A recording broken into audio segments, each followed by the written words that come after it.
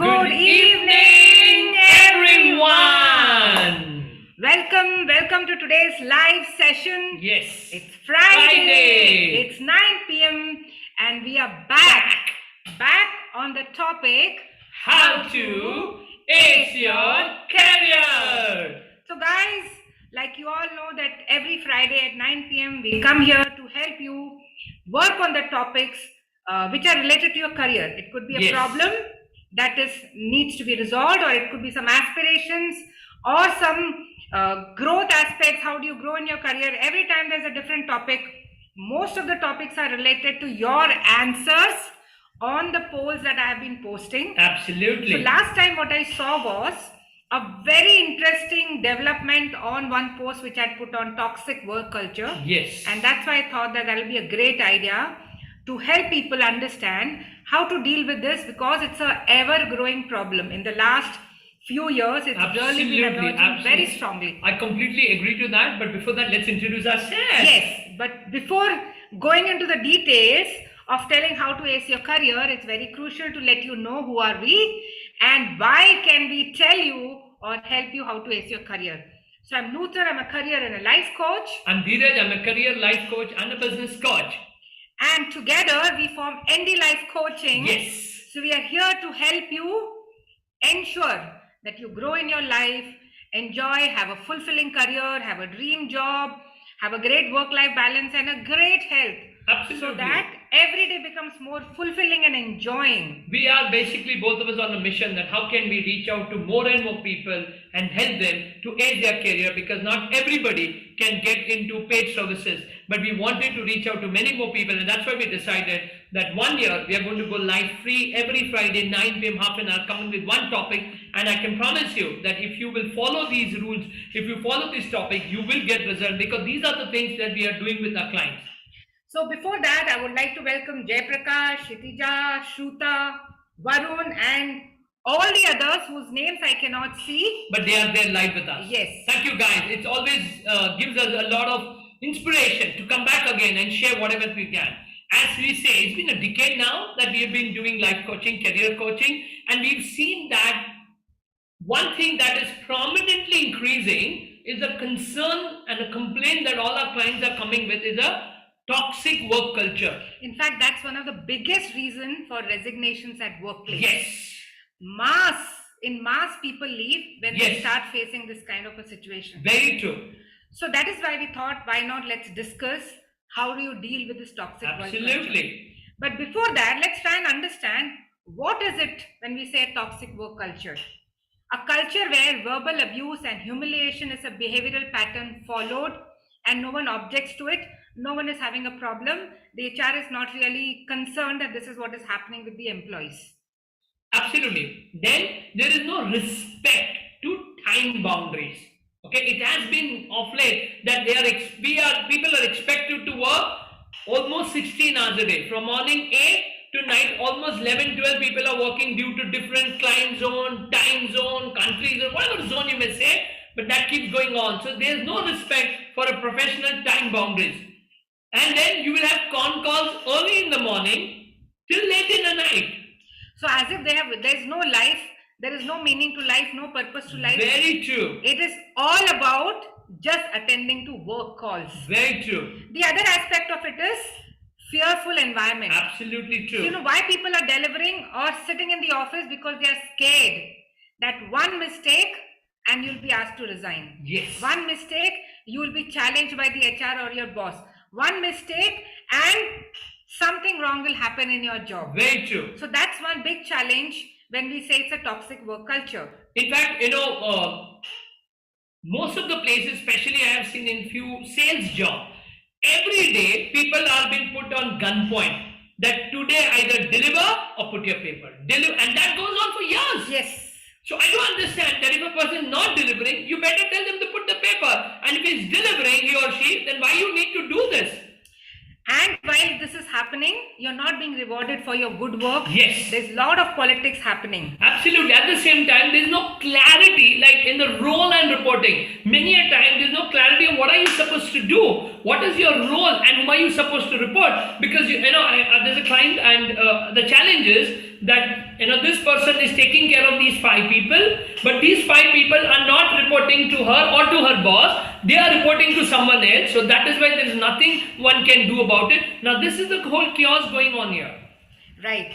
And we all know that it's really very stressful to work in such kind of environment. Absolutely. There is a massive poor communication going on there, and most important, huge level of politics going on there. So if you don't want to work in such stressful environment, one thing to start with is have a precautionary measure to take when you're actually going to join some job. Absolutely. So let's start from there, that how do you take a precaution before joining any organization? Yeah, we always say that the criteria to select a job or select a life partner is selection. Yes. If you take care and if you work on the selection process, you will be never in trouble. But if you don't do that and by default you just jump in because you've got a good company or a good salary, then there is a trouble. Same way, most of the couples, 95% of their eyes are closed while selecting the partner. And once they get married, I'm sure all the married guys are going to be angry on me or they're going to laugh on it. But once they get married, either of the partner open, 95% eyes open and 5% eyes shut. And that's where the challenge happens. So selection is very, very important. Okay, till we go on to the next part on what precautions you can take, I would love to have my audience who are listening to us, yes, right, if they have faced any of these challenges which we just spoke about, had this kind of experiences in their work environment before or they're dealing with it currently. So we know that we are on point or we could take something additional and it could help all the others who are participating. Very true. So any kind of challenges in terms of toxic work culture that you have faced, the most common of course is a toxic boss. Yes. So absolutely. Guys, if you want to do that, the first important thing to find out the work culture, what are the preventive measures or what is the way you can really understand? True. One is thoroughly research the company. So look at the LinkedIn, the Facebook, the Glassdoor reviews on what are they talking about this organization. Absolutely. What is the employees review and feedback? What is that they are discussing when they're talking about the organization in terms of reflecting what happens with people joining there? What is their vision, mission? How do they really value their human resources?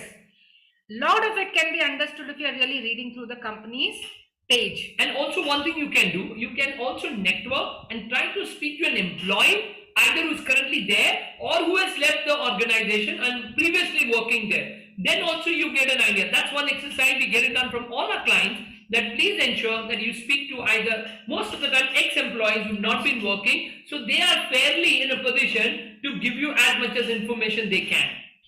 The other thing that you can really do is find the work culture during the interview process. Now, what happens? We are so focused on the interview because there is an anxiety, a nervousness, whether you'll be selected or no, and you're all focused on how you can speak so that you get to know that yes, at the end of the interview, the guy says, you're selected, you're going to the next round. But while you're doing so, if you notice the behavior of the person who's interviewing you, absolutely, did they give you open information? When you asked for credentials, were the credentials shared on time? While you were speaking to them, was that person really responsive and listening to you, or yes, it was all over the place and you were just speaking on the screen? Yes. This is what you can start noticing, that guy, when he spoke to you, was he really open, warm? Did he welcome you? These are small little things behaviorally which can make you understand whether the work culture True. is good. And one more information that I want to give to all the viewers and listeners here is, there is a concept called as 50-50%. So which means in an interview, 50% job is done by the interviewer to ask you the questions. 50% you also have all the right and authority to find out, to ask. And if you are not convinced with the answer, you are right to take a call. By and large, I have seen that it's always 10-90%. 90% is asking, and 10% are just replying, feeling that you're obliged. It's not an obligation. It's a win-win situation where if you need a job, they also need a great employee. And that is why always ensure 50-50% conversation is happening between both the parties. So remember and notice. And if you've forgotten doing that, when you sit back after the interview, think, how was that guy responding? Yes. Did he really welcome you? Did he close with a nice note, or he just switched off the camera and went out of the Zoom meeting? Or he said that just wait and he was disturbing you and picking up the calls. if he's frantically picking up calls in that half an hour interview, which means this is the kind of culture that Absolutely. is Or they presented. are again and again postponing the time. They are again and again postponing the date of the interview. This shows how important it is that they value the person who is their opposite, their time. This shows the culture of the company. So be very, very careful. The next thing that you can do is, if you're fortunate enough, since things have started opening up and Yeah. people have started calling, the interviewers are also In the wanting to office sit in the premises. office and take an interview, and they're asking the person who's getting recruited that come down to the office, let's connect, let's chat. Yes. So whenever this happens and you're invited to the office, even if it is the last meet, I mean, you've been selected in the entire process, and the final meeting is with the boss or the boss's boss, Yeah. and they ask you to come to the office. Very true. That's a great time to really notice what's happening.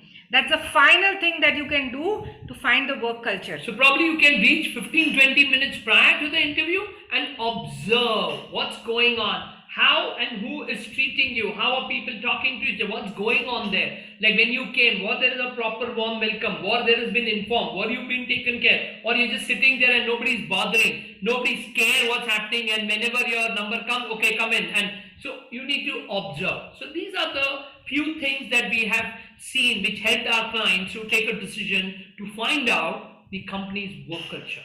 Yes.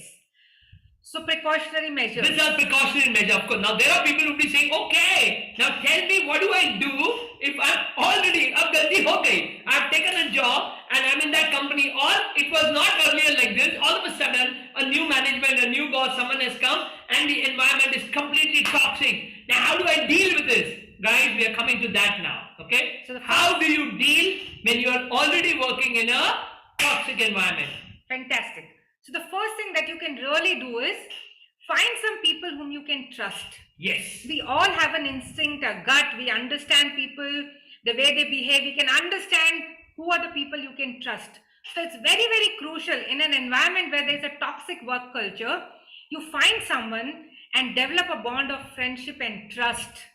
What happens when you have such people in the organization? Whatever happens and the toxicity increases because of the person, the pressure, the situation, the incident, you can go and share your feelings, yes, your thoughts, your concerns. You can just vent out what you're going through, and that reduces your stress or the pressure that you feel on your chest. It's so damn important that that is the time, that moment you vent out those feelings. Otherwise, it really at times leads to chronic illnesses. Yes. People have suffered, we have seen people suffering cardiac arrest that particular moment. It is when the stress goes beyond you. Yeah, really people being are able to also deal with having it. blood pressure issues, Yes. diabetes, and many other illnesses which is purely related to Stress. migraine, headache, all this. So, what is in your control is what you need to focus on. Absolutely right. So, the second thing is stay focused on your goals. That's the second thing you need to do. So, no matter what the environment is, I do understand it's not a great place to be into, but then you need to focus on your goal, which means don't let your workplace, environment, gossip keep you away from focusing on what you're supposed to do. So, like I always used to tell this to people, that be a part of a negative discussion, because if everybody is trying to, when people are talking negative, and if you all of a sudden try to be little positive, people say again nothing. Okay, it's okay, fine. Be a part of the negative discussion, but do not become negative. Don't get affected by it. Be focused that I've come here to do my job, to deliver in the best possible way. And that is one of the quickest way to destroy, why there is no trust today in the organization is gossip. So even if you become the part of the gossip and you start gossiping about people, then you're not seen as a Trustworthy person. And when people cannot trust you, obviously they'll not come and share. That, I'm sure in your organization there will be some people, when the name comes, यार इसको बताया क्या, पागल है क्या, इसके मुंह में क्या पचता है, पूरी दुनिया को पता चलेगा, या पीछे ये पीठ पीछे पता नहीं कितना गॉसिप करेगा. But what is important to know, am I that person that people are also talking behind my back? और नहीं यार, इससे बात करते हैं, ये बहुत trustworthy है. And leaders are good digesters. They can digest. Okay, they don't vomit. So you need to be a person who's trustworthy, where people can trust that, okay, once you share with this person is not going to vomit, is not going to share anyway. Right. The other thing that you should do, it's a must. Yes.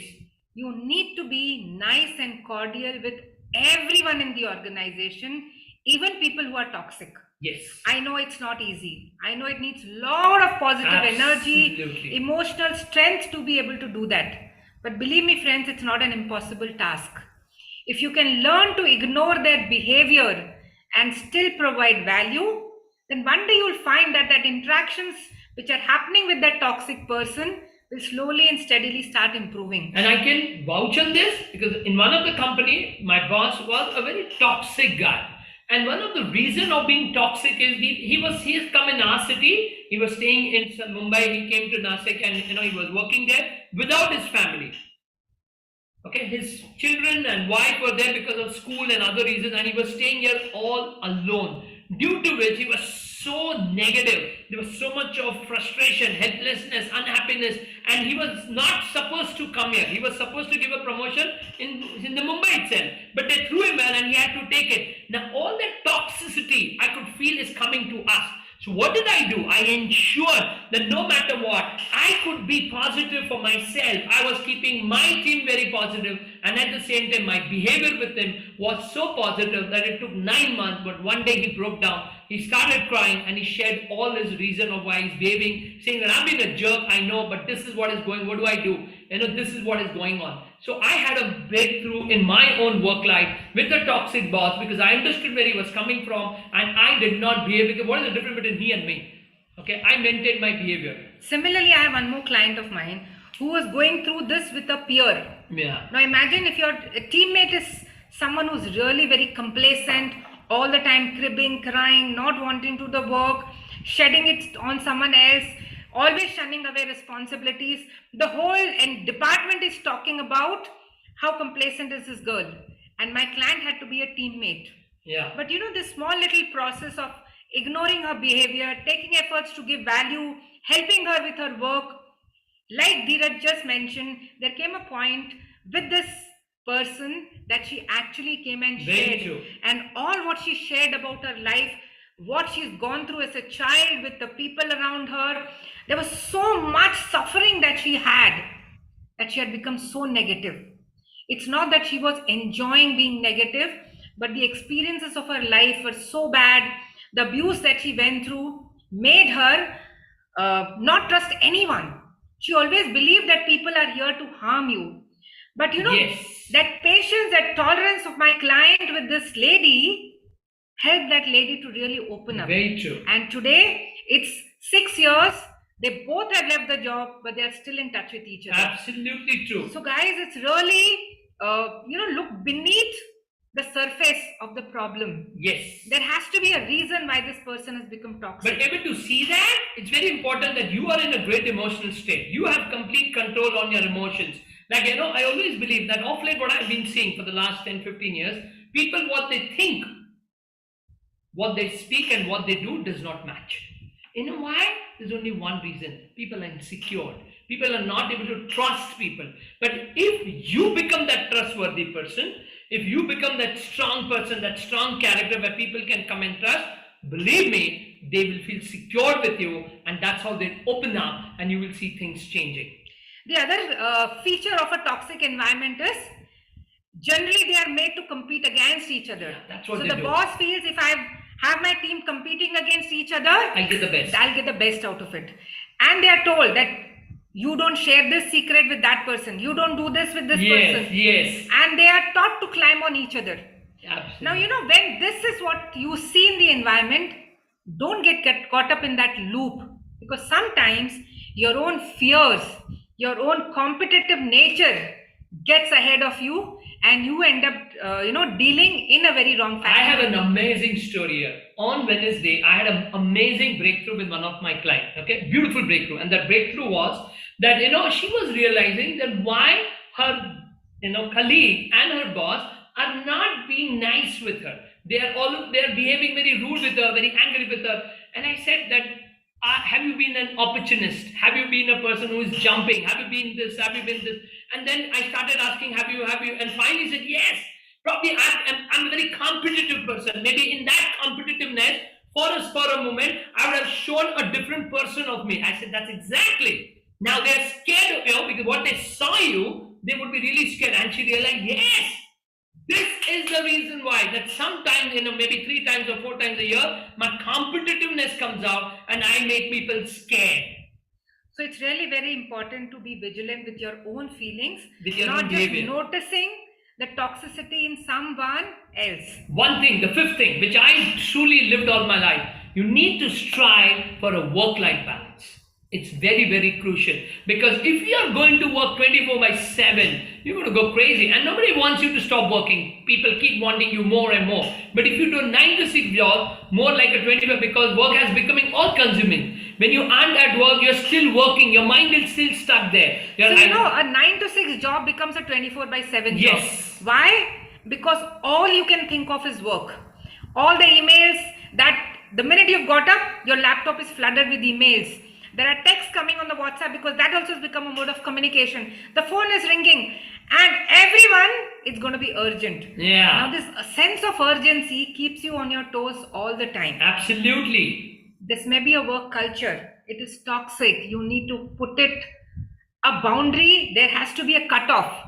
So it's for you to decide. So then you need to learn to draw a boundary. Take time out for short intervals. Okay, it's very, very important that you take short intervals. Keep a deadline beyond which you're going to cut off. Okay, no matter what, unless it is really very critical, not urgent, very, very critical or important. And after a long day work, it's important to find out to unwind. Find activities that help you to get off mind off work. It can be chatting with your little one, friend, spouse, family, okay, or trying to find out what's your hobby. Like one of my clients had this challenge, and he was not able, he was really stressed, and I realized that in his college they used to play tabla. I said, why don't you try this?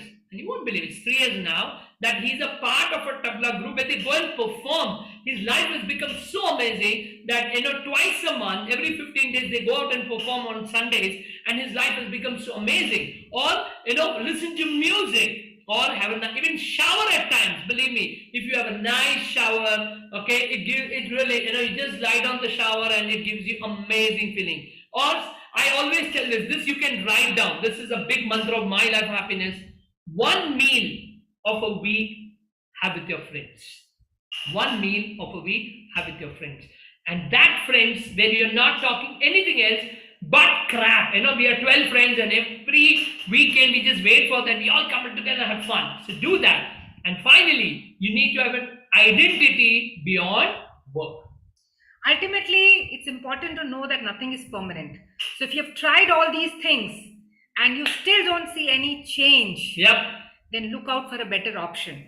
Don't push yourself so hard that one day you'll resign in the heat of the moment, yes, and suffer a challenge in your career. Instead, plan your exit very thoughtfully. True. Proactively reach out to people. All the steps that I've been telling in terms of job search, follow all that, find a job and move out. True. But ensure that this environment has made you more tougher and more stronger. Now what we're going to give you is again very important point here, that now, okay, I'm in a toxic environment. We've told you what needs to be done, but most important, how you need to be in a peak emotional state, or how you need to have a great mindset. And for that, or how you need to be physically fit, for that, we are going to talk about some lifestyle changes that are crucial, which you should maintain irrespective of how things are at work. For example, waking up in the morning and doing some form of physical exercise, even it is for 30 minutes, very well. Like one of my clients, I told him to do this, because of a toxic environment, he was depressed, he was in a bad shape. So the first thing I told him, I want you to do 45 minutes of walk. In 1 month's time, believe me, in 1 month's time, everything changed for him. Because early morning physiology, 1 hour of that walk and that exercise, he was so full of life, and the way he performed and where things changed, he had amazing results. So that's the first thing. So waking up in the morning and a physical exercise for just 30 minutes is absolutely crucial if you want to lead a great life. Must. Second, feeding your mind with something positive. Yes. Could be reading a book, it could be listening to some podcast, it could be doing some incantations, doing meditation, whatever it takes. But definitely you're feeding this mind of yours Yes. with something positive before you start your day. Absolutely right. Then cultivate positive emotions every day. If you are going to keep feeling anxiety and fear, then the effect in the environment will be the same. For example, I remember just day before yesterday, I'd gone to meet someone. Now she's become a new mother. She has a baby which is 18 months old. She has a lady who's been there with her for 6 months, an elderly lady who's taking care of the child. Now I could just imagine what would be happening with this lady, because we chatted for 45 minutes Yes. in her hall. This lady put her small little one of 18 months in the bedroom just next to the room that we were sitting to sleep. That bedroom had a camera, and this lady had that camera seen on her phone, and in that 45 minutes she would have at least 35 times looked at the phone, seeing whether her daughter is safe. Now imagine if this is what you're doing to your brain and to yourself, how much of anxiety and fear you will develop. She'll never ever be able to trust that woman. And if she cannot trust the help, how will the help trust her? And anything goes wrong, the first thing she'll do is she'll blame that person. Absolutely. I completely agree. So am I triggering anxiety and fear every single day? One of the most important thing is God has given a gift, and the gift is a choice. You have a choice whether you will suffer or you will fight. So if you cultivate emotions such as cheerfulness, joy, enthusiasm, creativity, passion, then you will see that you're able to deal with this much more better way than what you are. And creating a life which is more than just work alone. Okay, it's a great way to do with all what comes in your way of life. Like we've been a part of NGO now for almost 29 years, and it has been an amazing part of our life. That is a mission that we have got. So that's why no matter what keeps happening in the life, there's always a place that we go and we are able to do beyond what we are seeing our life, and that helps us to be in a great state. Unfortunately, getting into this rat race in Yes. our career, we forget that there is more to life than just work. Also, it's really very important to remember that you are the most important aspect in your career, Yes. right? And if you're not working on yourself, you will not be competent to deal with the challenges that are coming at work. Yes. Why has toxicity increased in general in today's world? Yes. It's because of deterioration of human life. Yeah. In general, we have stopped treating this life more beautifully. We have got so used to instant gratification. Our success and happiness just depends on material things. That is why we become slave to these things. I don't say comfort, convenience, success, lifestyle is not important. It's very, very important. Very true. But that cannot be a way of your life. That's just part of your life. And I'm going to trigger one thought to all of you. I just want you to just think now. Do you remember the last time you looked at the sunrise and you were on the way walking and you've revived yourself? The cool breeze on your skin, like early morning, we are out there at 5:45. That cool breeze on your skin which regenerates you. The chirping bird. There's one spot near where we stay at NIA. There's hundreds of birds that they just come and go. That noise is so beautiful. Those trees with lovely flowers and leaves, and it's a beautiful weather going out there. This all gives you the feeling of abundance. Have you done this? When was the last that you did this? When was the last that you and your loved one just went for a drive? Went we did that almost 2 weeks back. We just went to Lonavala just to sit and see the sunset over there. And together, we were just holding a hand. We ate a nice Maggie, okay, tea and Maggie, and it was a beautiful time. Maybe just 45 minutes, but that 45 minutes was so romantic, so beautiful. When have you done this? And if it's really taking you time to think, when was the last time I enjoyed the sunrise? When was the last time I noticed this beautiful sunset? Yes. When was the last time I just felt that cool breeze on my cheek and my hair flowing there? If it is something which is taking you time to remember, then my question to you, dear friends, is, are you really living life, or you're just passively going with the flow? Are you even alive? And if it is not, then how can you deal with these kind of challenges that come across True. in your work life or in your personal life? So it's a thought to think and decide. 2023 is coming by, Yes. 2022 is coming to an end.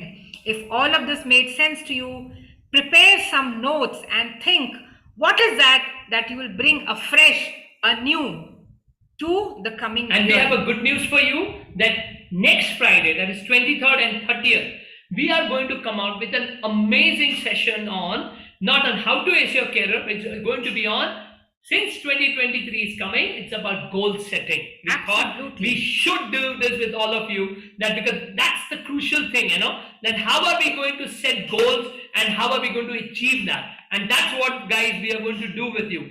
23rd and 30th of December. Please do attend, and thank you so much. Bye-bye, God bless, and see you next Friday, 9 p.m. Thank you. Have a great weekend and thoroughly enjoy with your people.